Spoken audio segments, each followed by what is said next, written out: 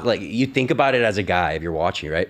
And you say, it's impossible. That never happened. Something out of a movie or something, right? But you saw it firsthand. Well, and the crazy thing was, like, I had on a conservative guy like a week or two ago. Right. And he kept telling me that it's only Chads can like pick up women. It's only like the very good looking guys. Right. But what kind of surprised me like that weekend were some of the coaches weren't like super like I'm not trying to talk, but it wasn't like they were the best looking guys in the world. They just kind of went for it. Yeah. They kind of just had the balls to do it. That's half the battle. Because you got to understand too, like, I don't care what you look like as a guy.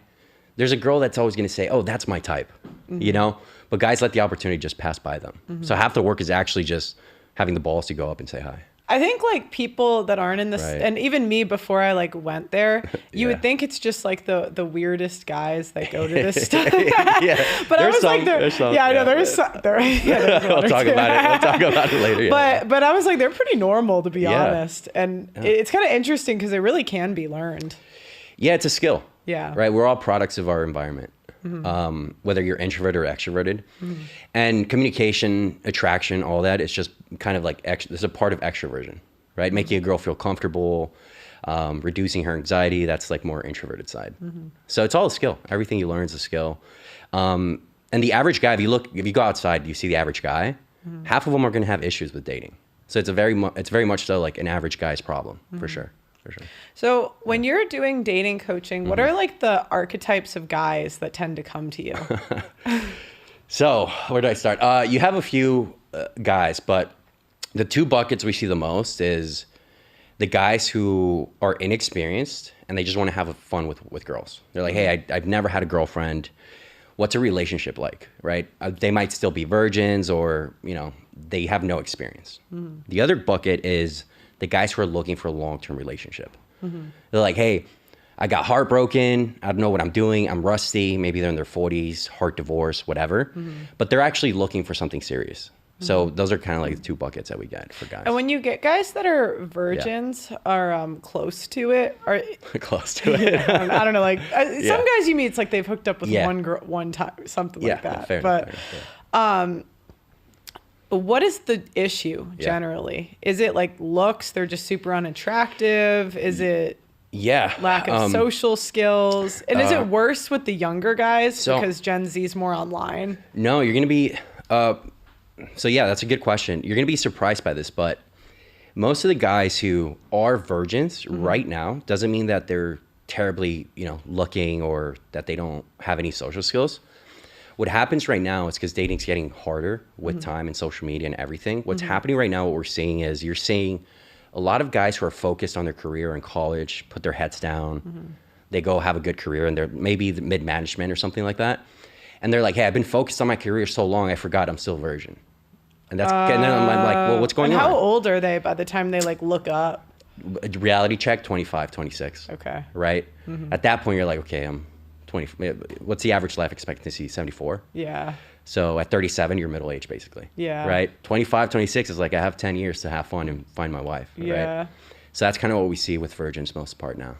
Okay, so it's just guys that are super career oriented. Yeah. Because I think the idea online when you hear about like incels is like these losers in their room, like a dark. You have a lot of those that just don't too. work, that don't do any. Is that what you see at all too, or so like what if you had to like you get 10 virgins that come to you, how would you divide it generally? So very much so, 50% of those are very much. I put my head down. I've been working.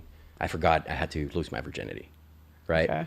The other half are, you could say they're kind of like more on the loser end, but a lot of them do have their shit together. They just lack some social skills. They're scared, right? They have some trauma that they're insecure. They lack confidence, right?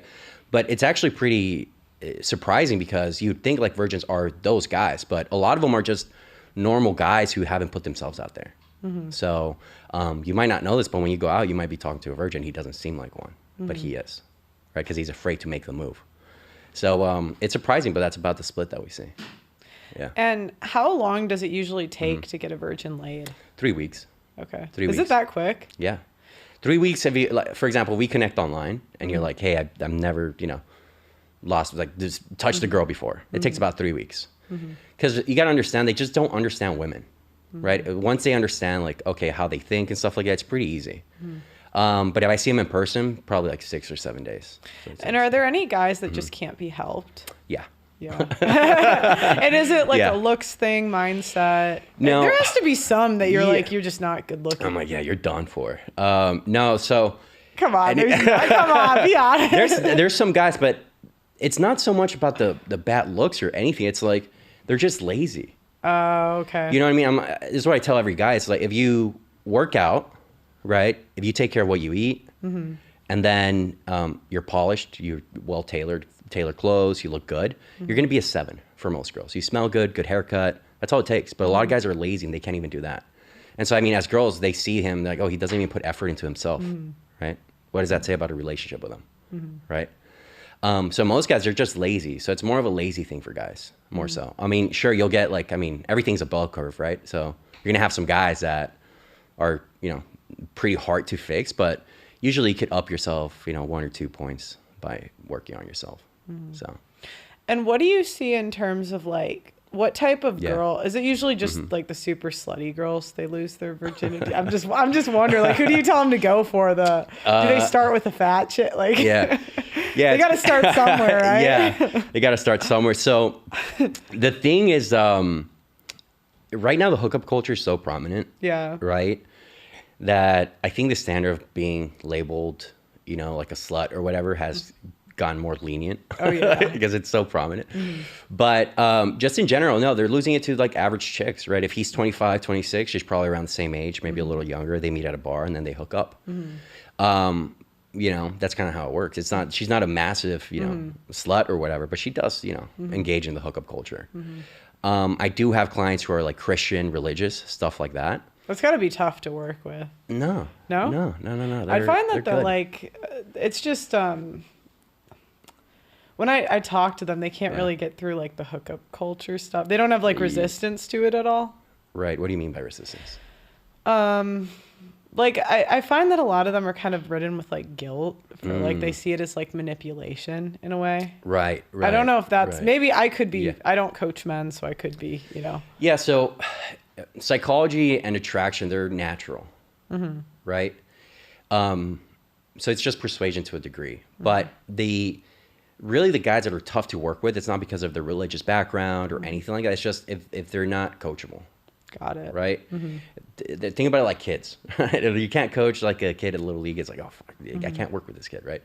So if they just are not coachable, they don't listen, they don't apply, those guys are hard to work with, right? But from a religious standpoint, we approach them differently, right? On how they should engage in the dating scene. But there's some nuances to that, but overall they are workable. Probably some of my favorite people to work with, actually. Yeah. So when it comes to like the guys that are like want to go from incel to like in a relationship, what's that process usually like? Incel like, to like get married with kids or whatever. So this is what happens, right? Because I mean, how does a guy turn into an incel? Right? That's overworking, right? Yeah. So yeah, again, like on a bell curve, right? The average guy, if he doesn't seek help, he's either going to blame the world and himself and his flaws for not getting any girls. Like, oh, well, that guy is super tall, that guy's super chatty, and I'm super short, or the world hates me, and, you know, he just pity, right? Victim mentality. Or he goes the other way and he blames all women. He's like, oh, all women are whores, hypergamous, and you know what I mean? Whatever. He turns into an incel or whatever. Yeah. But so they either end up in those buckets that they don't fix themselves, right? So it's really hard to get them out of that. The way you get them out of that is first by getting rid of those beliefs. Saying, okay, well, you're wrong, right? Make him realize that. And then you count his small wins. He has to get out there. When they turn into incels, it's usually like a coping mechanism for them, as they say, oh, well, all women are, you know, whatever, whores. And then you're like, well, are they? Go approach that one. You don't know. Oh, I don't want to. And then it's just a coping mechanism for them to avoid failure. So that's what happens, is you have to make them realize that. And we do that through a phase, right? Where we take them out and we make sure that we desensitize them to those approaches, making sure they realize, oh, women are actually cool, you know, because you guys are, right? It's God's greatest invention. So it's like they have to realize that before they even think about hooking up with a girl or dating one. So it's hard, but what are the other possible, like limiting beliefs that they have? There's so many. So you got many. Time? Go ahead. Yeah, so many. So probably, I mean, physical insecurities are huge, right? And you have to come to terms with it, right? When you're short, okay? Guys who are short, guys who are bold, right? They're insecure about it, self-conscious. So anything physically, right, that is you can't fix, those insecurities are really tough to work with, right? So that's one of them. Other self-limiting beliefs are that they're not good enough, okay?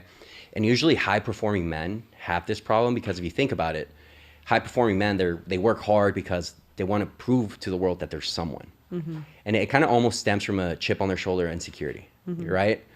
And so when you analyze those guys, what you see is that they just don't feel like they're enough. It prompts them to work a lot and be really successful to feel like they're enough, like to some degree in their career and their business or whatever. But it doesn't translate with women, right?